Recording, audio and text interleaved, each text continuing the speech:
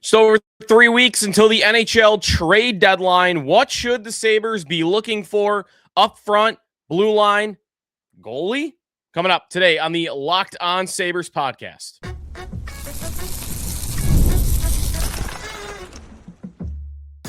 Your Locked On Sabres, your daily podcast on the Buffalo Sabres. Part of the Locked On Podcast Network, your team every day.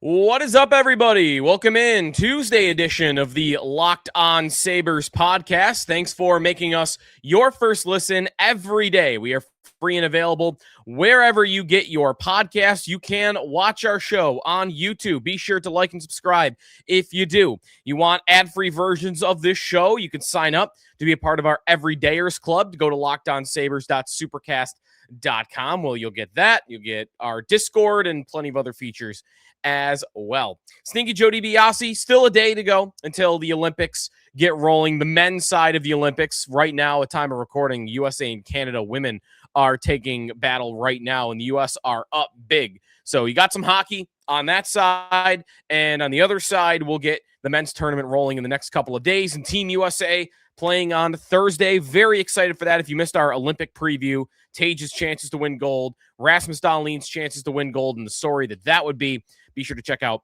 our last episode. But today on the show, a lot on the trade deadline and looking beyond the Sabres schedule and when they return and the guys that are on the team right now to start to figure out where will they add, assuming that they will be buyers at the deadline, which I think everybody should be safe in assuming. They've not been a buyer for a long time, not a legitimate buyer. Jason Botterill was a fake buyer once upon a time. 2020, they traded for Wayne Simmons at the deadline when they were like 10 points out of a playoff spot because he wanted, quote, meaningful games in March, and that's why they made that move. And I think he played 7 games, and then the COVID pandemic began, so that ended pretty quickly. But they weren't a real buyer anyway. They were pretending to be a buyer. They haven't been a real buyer in the entirety of the playoff drought. They were in a spot or close to a spot in 22-23, but didn't make a move to try to get better. I was yelling around that time about trading for a goaltender. Cam Talbot, I remember being a name that was thrown around, and there were other guys. They just needed a goalie, and they didn't do it. And this team, fast forward to today, could use, I think, a lot of things, and maybe you could also argue doesn't really need anything. They could use something, but they don't really need anything. So today we'll go through some of my favorite forward ideas, some big ideas, some smaller ideas. Blue line, I think, are going to be a little bit more on the smaller end of things because I don't think the Sabres need a top flight defenseman. For instance, Dougie Hamilton's name is out there in trade rumors of the New Jersey Devils. And I just don't see why you would do that. You already have strength in your top 4. Guys that produce offensively. I don't think you need to spend big assets to go get another one. 4 top 4 guys is all you need. You got them. It's more about that third pair, and Hamilton is more of a top pair guy. So, little smaller, and then that. There is one big name, though, that I think is interesting for the Sabres, given his age and whatnot. So we'll get to all that coming up. And then one quick thought on goalie. Way later in today's show, there's one goalie idea out there that I got a question about for the deadline, and I'll share my opinion on it. It's not one that I love, but it's a big goalie idea that somebody probably is bound to do, but I just don't think it'll be the Sabres. That's coming up later on, though, on today's show. So let's get right into it with the forwards. The Sabres are pretty good, deep, up front scorers, guys that are all pretty good in terms of their two-way game. I would say everybody but Jack Quinn in their lineup is good and consistent defensively amongst the forwards. But they could use, I think, some help on the power play. And you could also argue they could just use another top 6 scorer, a guy that can be trusted to produce offense, given that, you're asking rookies to fill that in when there are injuries. Isak Rosen, Konsta Helenius, guys that do not look to me right now that are ready to be or capable of being in the NHL on a consistent basis. It's nice to have Noah Ostlund doing it, and I would not take him out of the lineup if you can help it. But far too often, I think they're having to ask guys like Peyton Krebs to jump up in the lineup and play big roles. And that's, I think, worked better than you could possibly imagine so far this year. I would just advise quit while you're ahead. You went on a 10-game win streak with Krebs on the top line. Quit while you're ahead. That's not going to continue to go well for you the longer and more you ask him to play in that type of role. You want to get him settled back into a bottom six role and have the stop going up and play with Tage. And adding a guy for that would also be helpful. You might just want to upgrade off of Quinn. Quinn is often the guy that we use for this. I think upgrading from Jack Quinn, maybe even using him as part of the package with something else to go 1-for-1 and just get better at that position is a good idea as well. So a couple of names that I want to throw around there. And I'll start with some of the big names up front because there are guys available, reportedly available. Anyone that we talk about here has had some rumor about him that we're, bringing up here. So no McDavid's on the list, but let's start in St. Louis. And maybe you're not surprised that that's where we are starting because they get a lot of talk and there are a lot of rumors about the St. Louis Blues and some of their best players and if they're about to really tear it down. I feel like the Blues have been on the verge of a teardown for 2-3 years now, but they've mixed in a playoff appearance here and there, which has maybe delayed that last year, right? I think they played Winnipeg in the first round and they lost. This year, second last in the Western Conference, 14 points out of a playoff spot. They are an obvious seller, and I think they're an obvious team to want to potentially blow things up. That would lead you to some of their best players. Let's start with Jordan Kyrou. Is a very good player. That's a blow-up move if you are St. Louis. And if you're not super familiar with Jordan Kyrou's game, he is a speedy winger, goal scorer. This guy is one of the most consistent scorers in the last 4 years until really this year. This year, a little bit of a dip, but he had 3 consecutive 30-goal seasons before this past year. In fact, even strength goals, he was 14th in the NHL in the previous 3 seasons. So the 22-23 season through 24-25, 14th in the NHL in even strength goals, right there with Tage Thompson, who's been tops in that department. This year, again, though, 13, so a little bit closer to like a 25-goal pace, which is down for him. His shooting percentage is down for the lowest since his rookie season. That could be his environment. That could be the team, morale, could be a lot of different things. I think at his age, he's 27 years old, not a guy that I think is done by any means. He is fast. So fast that, I know I got to go back a little bit of ways, but 4 years ago, Jordan Kyrou beat Connor McDavid at the NHL All-Star Game skills contest as the fastest skater. That was 4 years ago. Little bit of a decline since then. Was looking through some of his NHL edge stats, and for 3 years in a row, starting really with that year where he won the fastest skater, he was in the 90th percentile or above on everything. 20 to 22 mile per hour speed burst, 22 plus, 18 to 20. He was one of the fastest skaters in the league. And it dipped a little bit.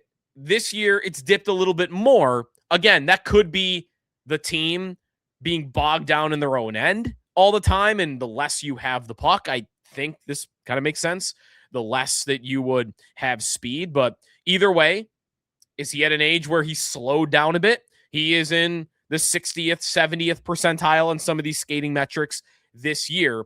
I would want to make a bet that his top-end speed is still there. He just needs to get to a better system, a better open environment that he can kind of get into open ice. So I like the Kyrou idea a lot. He is not quite the guy to fix your power play, though. And that is one downside of this move. It's going to be expensive, and he's not really fixing your power play. 2 power play goals this year. He's only had double-digit power play goals 1 time in his NHL career. It's not really his forte. He's on those units. He could contribute, but he's not someone you're running the man advantage through. So I like Kyrou as a move. Expensive. Also expensive. His teammate, Robert Thomas. Thomas, a center, some wing versatility, great at faceoffs, above 50% faceoffs almost every year, and 80-plus point guy. Back-to-back seasons in the last 2 years with 80-plus points. Same age as Jordan Kyrou. By the way, same contract. These guys are both in year 3 of 8-year extensions that pay them $8.1 million a year. There goes your Tuck extension, but that's not a bad idea. Kyrou or Thomas, Tuck on an expiring deal. You let Tuck walk at the end of the year because you are now paying $8 million instead of $10 million to guys that are younger and honestly better hockey players, I think, than Alex Tuck. Maybe Kyrou is right in the same type of territory.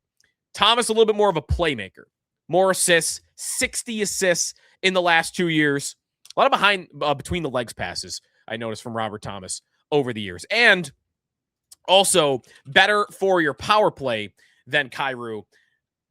Thomas would be more of your distributor, I think, on the power play, setting guys up. He does have a nice release, though. I think he's a good goal scorer. He's only scored 20 goals 3 times in 8 seasons, but good enough goal scorer, good distributor. He has had Selke votes in his career, although I don't think he's necessarily like an elite defensive forward from my eyes, but a very, very good hockey player. How would he fit? Because Kyrou is a little easier. Like, imagine Quinn is in your deal and Kyrou goes in for Quinn playing with McLeod, or he goes with Ostlund, or if Josh Norris comes back, like, you could fit a winger in a lot easier. How does adding a center of Robert Thomas's caliber fit? Because he's a number 1 center in St. Louis, at least.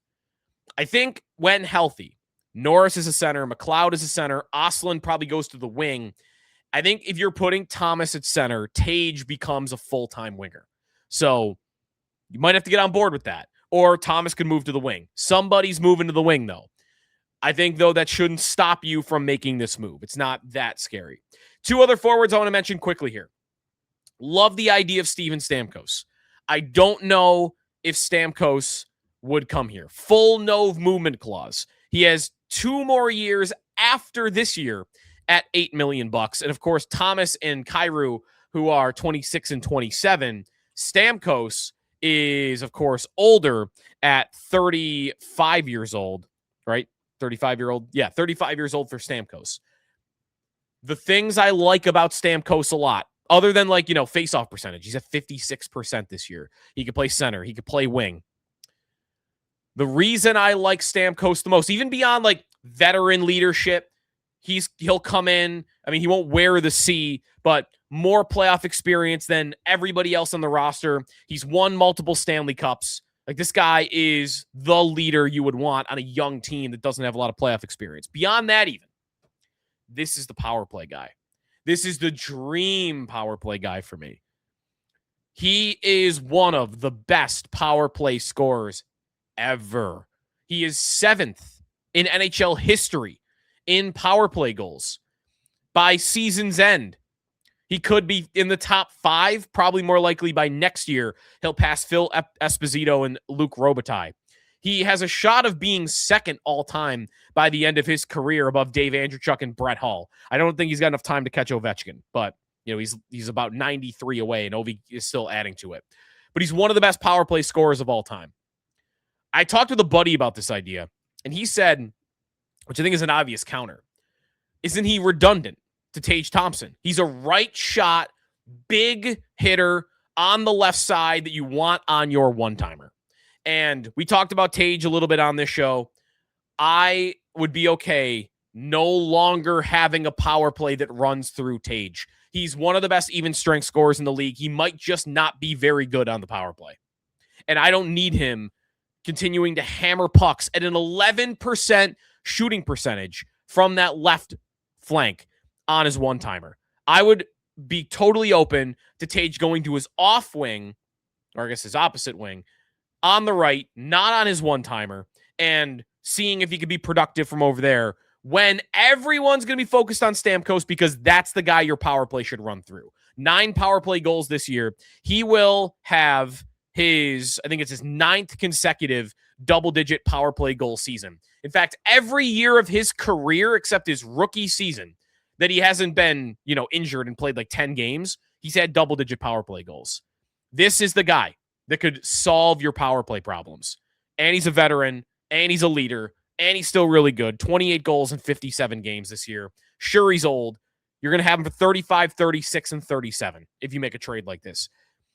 By the way, I'm convincing him to come here. I think he once upon a time was willing to take a meeting with the Sabres when he was a free agent. And there were some rumors once upon a time that he would be open to it. So, you never know. But Nashville could decide to sell. They're 4 points out of a playoff spot. We'll see how the next couple weeks go. But I really like Stamkos' idea. And then very quickly, one more forward that I think is a lower level idea than these guys, but is an interesting idea. Blake Coleman of the Calgary Flames, veteran winger, 2-time cup winner, defense, checking, veteran. He has scored goals in his career, 30 goals a couple of years ago. This year he's got 13 in 44 games, so he's on a 20-goal pace. Could play in your middle six, could play on the penalty kill, could play on your power play if you need it, although he's not going to be a guy that ever really runs it through. He's going to go in front of the net. $4.9 million through next year, and he's got a 10-team no-trade clause. So if he would be willing to come here, he's got versatility. He's got speed. A lot of these guys that I picked out have speed. Kyrou's got elite speed. Thomas has speed. Stamkos, even at this point in his career. Coleman. I like these 4 ideas, different levels. There are a lot more. I mean, especially lower level ideas. I mean, there's Jonathan Marchessault at this age. There's Braden Shen, Ryan Hartman, Bobby McMahon. There's a lot of forwards, but these are the 4 that I am most interested in right now. When we come back, defensemen. These are going to be a little lesser. Get to those when we come back here on the Locked On Sabres podcast, but 3 guys that I think are very intriguing for the Sabres. Today's episode of Locked On Sabres is presented by Indeed. If you have ever hired someone who looked good on paper but wasn't the right fit, then you know how important that is. When you want candidates who truly match what you're looking for, trust Indeed sponsored jobs. Hiring? Indeed's all you need. Stop struggling to get your job post seen on other sites. Indeed sponsored jobs will put your posts at the top of the page and help you reach the right candidates a lot faster. So instead of struggling to get your job post seen, Indeed sponsored jobs will help your listing stand out and reach quality candidates faster. Sponsored jobs will boost your post to the people who are the best match for you and your role, and that makes a real difference. According to Indeed data, sponsored job posted directly on Indeed are 90% more likely to report a hire than non-sponsored jobs. Spend more time interviewing candidates who check all the boxes, less stress, less time, and more results using Indeed sponsored jobs. Listeners of this show get a $75 sponsored job credit to help give your job the premium placement that it deserves at Indeed.com/lockedon. Just go to Indeed.com/lockedon right now. Support the show by saying that you heard about Indeed on this podcast. Terms and conditions apply. Hiring, do it the right way with Indeed. We're back here on the Locked On Sabres podcast. The trade deadline 24 days away from this Tuesday. The Sabres have needs on the blue line. To me, they are on the 3rd pair. We're talking about your guys that are going to ideally be able to play 14, 15, 16 minutes a night if you need them. And if, God forbid, somebody gets injured in the top 4, gives you an option that isn't Jacob Bryson or an injured Michael Kesselring to go into the top 4 and give you some level of trust. I think depth defense is a need for this Sabres team.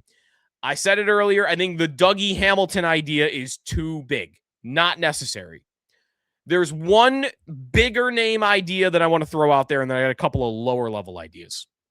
Justin Faulk of the St. Louis Blues, who are going to sell. 33 years old, some playoff experience in his career. I was actually surprised to see he had only played 45 playoff games in his career, but a veteran defenseman, Olympic experience too, by the way. 11 goals this year. He is a right shot defenseman. He is at $6.5 million through next year, 15-team no trade clause. He is a minute eater, 22 minutes per night. Now, that would lead you to a question of, well, isn't he coming in over top of one of your top 4 guys? And even he might be too big of an idea because of that. Unless you want to bump Byram down 2 minutes, bump Samuelson up down 2 minutes, and Faulk, instead of playing 22-29 per night like he plays in St. Louis, he ends up playing 19 per night, 18 per night, playing on this Sabres team. And maybe you go night by night on it. I don't know. He wouldn't be super cheap, but I don't think he is a first-round pick plus like Kyrou or Thomas would be, because those guys are 6 years younger. Veteran player, not under contract as long, still good, but not as good as he was in his prime. I like the Faulk idea.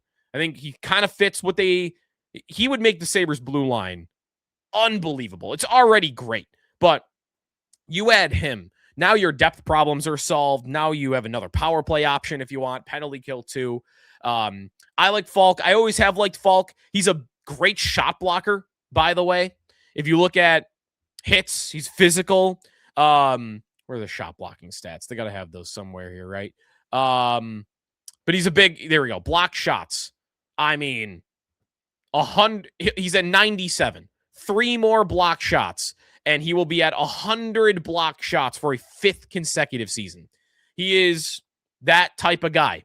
So how expensive are you willing to pay a 33-year-old guy 2 years left on his deal that is going to play a lesser role for you than he's going to play for St. Louis?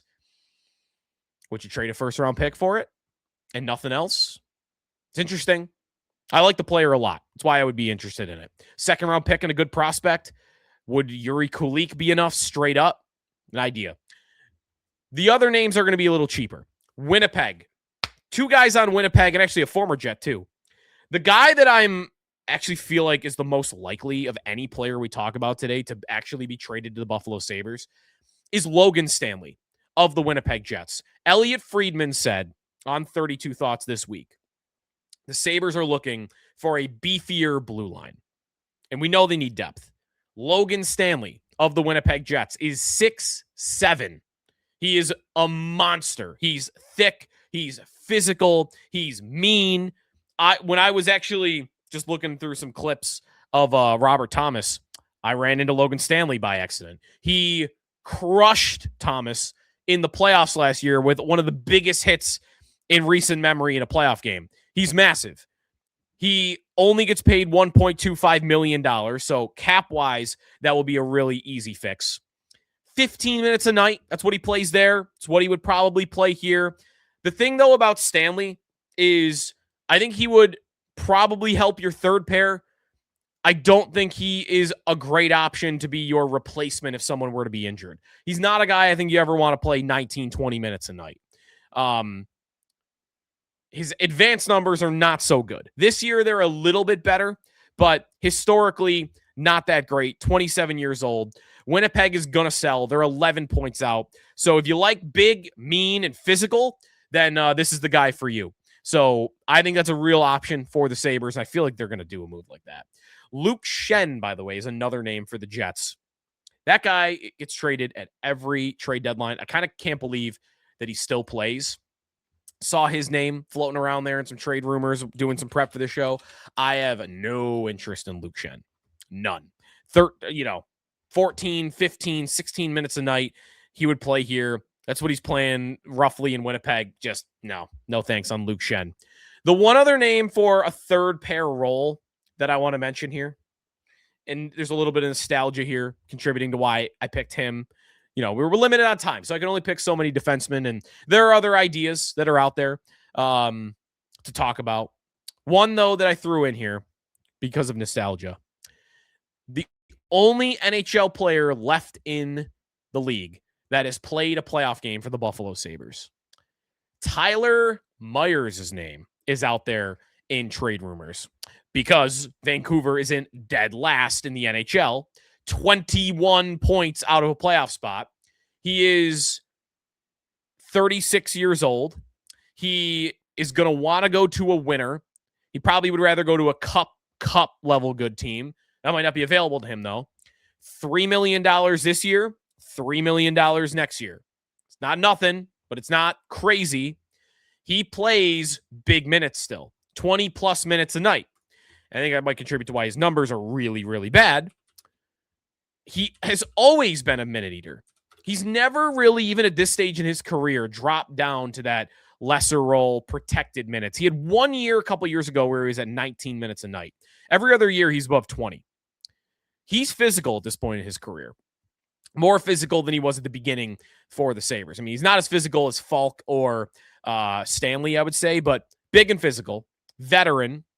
And I guess I would just be curious what he would look like playing instead of 20 minutes a night like he plays in Vancouver, playing 14 minutes a night on the Sabres' third pair.